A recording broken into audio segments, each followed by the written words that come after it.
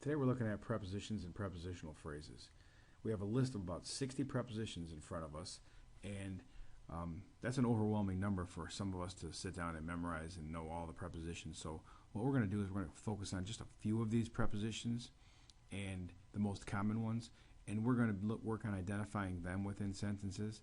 And once we do that, the other ones will kind of fall into place, because the other ones that we haven't memorized are going to look familiar because they look and behave, and their function is the same as the ones we're already familiar with. So if it looks like a preposition and acts like a preposition, then it's probably one. So let's take a look at the examples of a prepositional phrase. After several minutes, we located the key for the front door.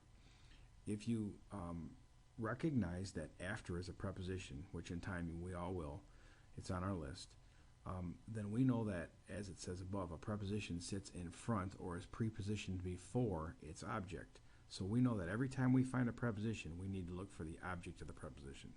This is identified by recognizing the first noun that comes after the preposition.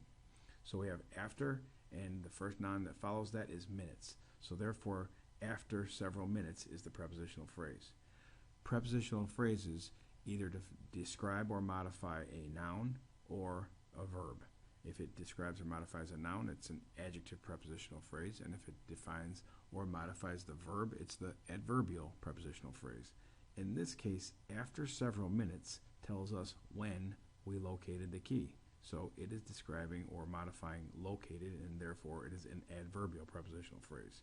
It's not really necessary that we know or identify every prepositional phrase as its function, but just to know that it is one, we can kind of cross it off and keep it out of the way when we're looking to identify the verb and the subject, which is our primary goal in most sentences. The next prepositional phrase begins with the preposition for. So we know that the first noun that follows for will be the object of the preposition. In this case, that would be door. So for the door is the prepositional phrase. For the door tells us which key we're talking about. So it is modifying the noun key, and therefore it is an adjective prepositional phrase. The real nice thing about being able to identify prepositional phrases when you're looking to locate or identify the subject and the verb of a sentence to make them agree with one another in either number or tense is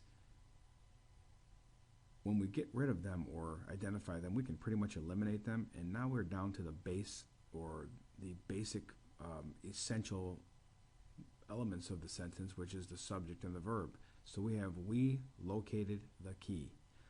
Located is the verb, and we is the subject, and we don't get distracted or confused with other parts of the sentence.